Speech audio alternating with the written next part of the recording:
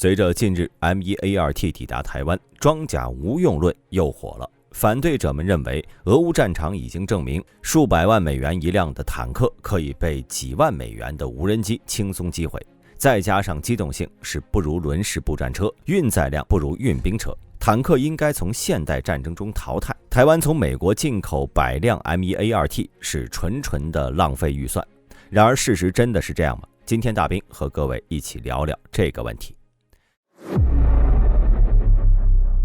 MEART 作为美国艾布拉姆斯系列主战坦克的最新改进型，融合了美国最新的装甲、防护、火控系统和电子设备，其综合性能在世界范围内都处于顶尖水平。首先 ，MEART 强大火力呢，无疑是其最显著的优势之一。装备了120毫米滑膛炮，它能够有效地打击距离较远的敌方目标，包括敌方装甲车辆、火炮和防空设施。面对现代战争中越来越精确的火力打击， MEART 凭借其先进的火控系统，能够迅速准确地摧毁敌军装甲。特别是在面对机械化部队和装甲部队时，坦克的强大火力是无法替代的。其次 ，MEART 的防护能力也是其成为现代主战坦克的关键特征之一。其复合装甲和主动防护系统相结合，能够有效地防御各种反坦克导弹、火箭弹和大口径炮弹的打击。对于台湾来说，其面临大规模火力支援的风险更大，因此台湾的装甲部队不仅需要强大的火力打击能力，更需要具备优越的防护能力。MEART 的防护优势在这种背景下也显得尤为重要。近年来，台湾在加强其非对称作战能力的同时，也意识到传统作战力量的强化仍然是不可或缺的。尽管台湾的地理环境以山地和复杂地形为主，适合采用游击战术，但坦克作为一种重型作战平台，依然在大规模战斗和防线突破中扮演着至关重要的角色。尤其是在台湾实施纵深防御战略的框架下， MEART 能够在反击和反登陆战术中发挥出色的作用。台湾拥有一定数量的现代化反坦克武器，比如标枪反坦克导弹，但面对可能大规模战争的情况，单一的反坦克手段显然不足以应对敌人展开全面的机械化部队。在这种情况下， MEART 作为重型地面作战平台，能够迅速地集中火力，提供快速的地面反击能力。台湾面临的安全威胁并非只是空中打击和海上封锁，地面作战同样不可忽视。假设敌方通过海空力量对台湾进行攻击，那么地面进攻往往会伴随着对防御设施的重压，尤其是对地面机械化部队的压制。MEART 作为主战坦克，凭借强大的机动性和火力打击能力，能够有效地突击敌军阵地并摧毁敌方装甲，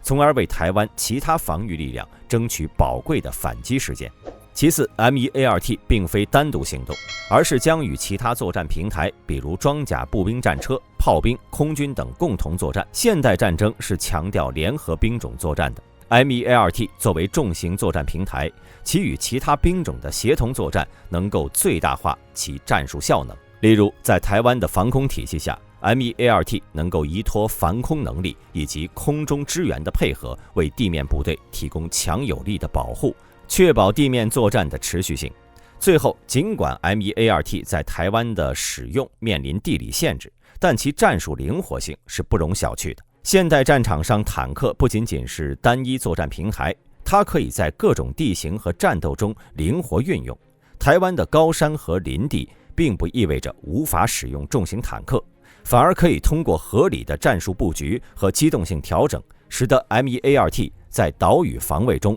发挥出极高的战术效益。综上所述， MEART 主战坦克对台湾防务体系具有不可忽视的战略意义。尽管部分评论提出疑虑，但结合台湾的防务需求、区域安全环境以及 MEART 的先进性能，坦克依旧是台湾应对潜在威胁的重要力量之一。未来随着台湾进一步加强其国防体系， MEART 可能在防卫作战、反登陆作战以及威慑潜在对手方面发挥出更大作用。装甲力量作为防线的一部分，将与其他军种紧密配合，形成更加坚固的防御网络。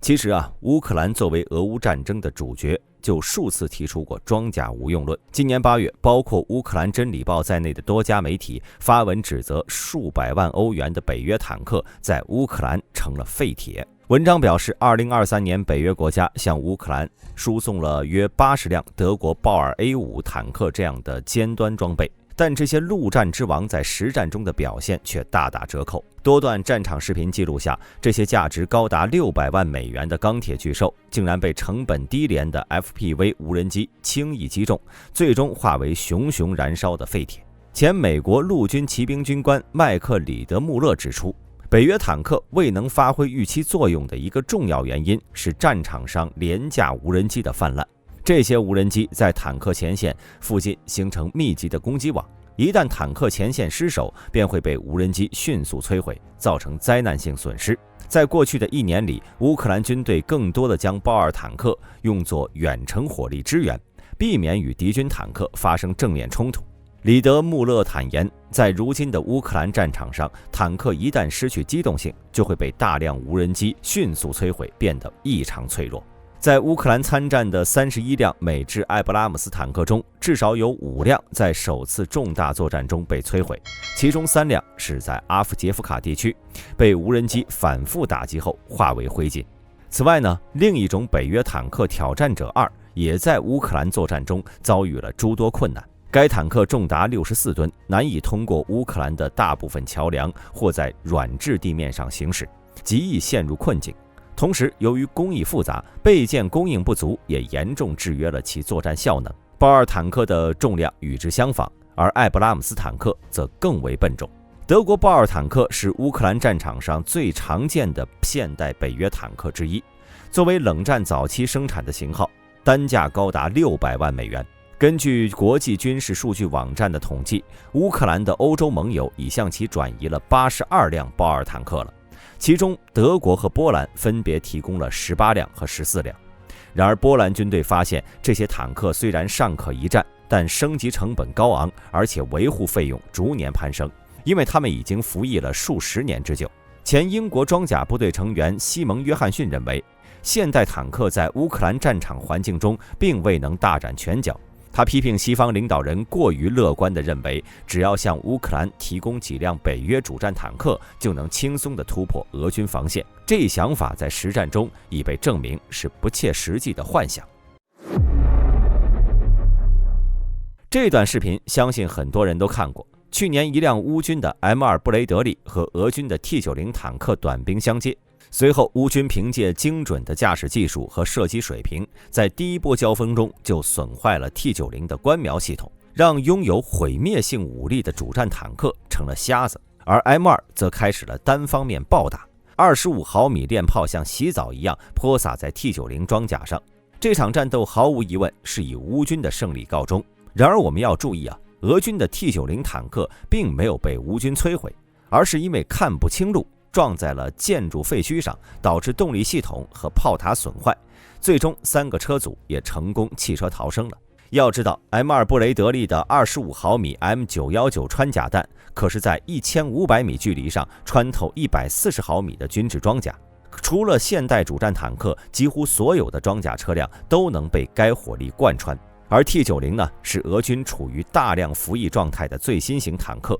防御力优秀，再加上反应装甲，其正面抗穿可达到1350毫米。也就是说，这3名俄军坦克成员，但凡驾驶其他类型的装甲车，遭遇了 M2 先发制人的打击，很有可能全军覆没。这个经典战例就是反驳坦克无用论最有力的证据。在俄乌战争的多个阶段，尤其是乌克兰进行反攻过程中，装甲部队在战术层面的运用不仅有效制约了敌方的机动作战，还在一定程度上扭转了局势。在23年，乌克兰军队在反攻过程中，装甲部队通过与步兵、炮兵和空军协同作战，在占领敌方阵地时发挥了至关重要的作用。在乌克兰的巴赫穆特战役中，乌军装甲部队通过坚守阵地并掩护步兵进攻，有效削弱了敌军战斗力，甚至在某些时刻通过快速的机动作战突破敌军防线，为后续的攻势提供了强有力支撑。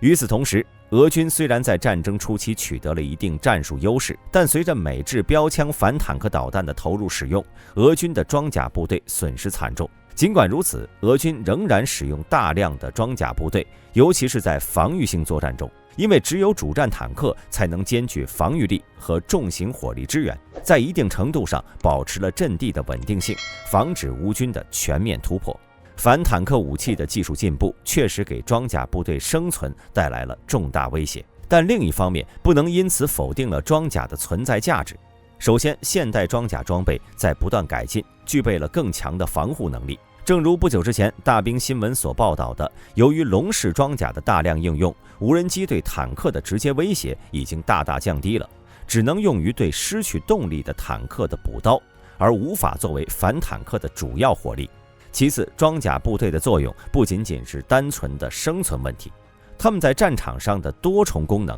比如火力支援、突破敌军防线、打击敌方重型装备等，仍然是决定战争胜负的重要因素。在赫尔松战役和巴赫穆特战役中，乌克兰装甲部队的机动性和火力优势帮助其夺回了重要城市。即便在反坦克武器威胁较大的情况下，装甲部队依然凭借战术配合和装甲的生存能力，成功实现了目标。现代战争往往是联合兵种作战的体现，装甲部队和步兵、炮兵和空军的协调能够产生1+1大于2的效果。但在俄乌战场上，受制于双方的势力，像美军那样的陆空联合作战均无法实现，这才让本应作为突击先锋的坦克表现得如此拉胯。在战术运用上，装甲部队不仅仅是肉盾和火力平台，他们在突破敌军防线、压制敌方火力点、后勤保护补给等方面起到了决定性作用。对此，各位有什么看法？欢迎在评论区留言讨论。我是大兵，我们下期节目再见。